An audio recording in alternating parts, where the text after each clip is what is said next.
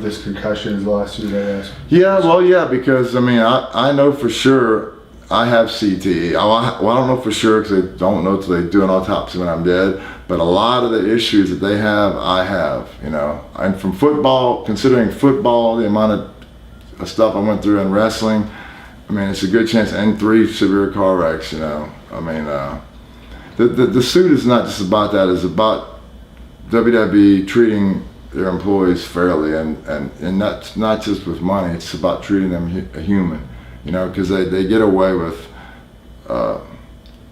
They don't take care of people like they should, you know. I'm not saying money or any one thing. It's just stuff that goes on doesn't go on. And the screen, SAG, actors have a union, NFL, NBA, NHL, you know, all these other things that generate money like that, and they're at that level.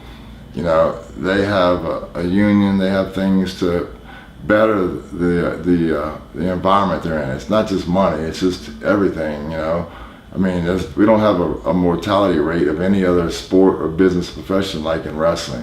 You know, I'm not blaming that on Vince, but I'm like, that stuff that goes on, some of those reasons are things that could be made so much better, where guys would live longer and guys wouldn't have to work hurt because they'd have to be afraid of getting fired. You know, it's just basic stuff. I'm just hoping something good will come out of that. I'm not trying to get back at Vince, you know, or whatever. I just think it's something that's fair, you know.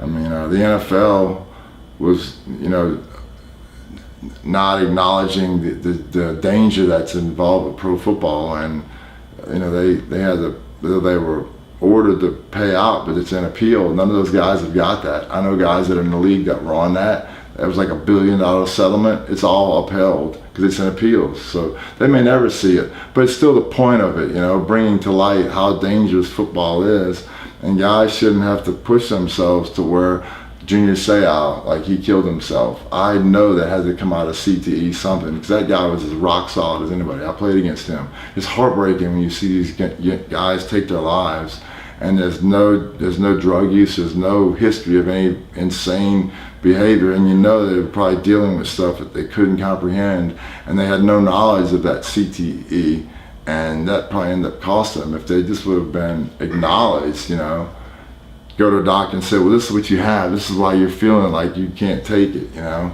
And they're like, okay, well, I'm not crazy, because, you know, because I deal with all that too, man, you know, mental stuff, you know.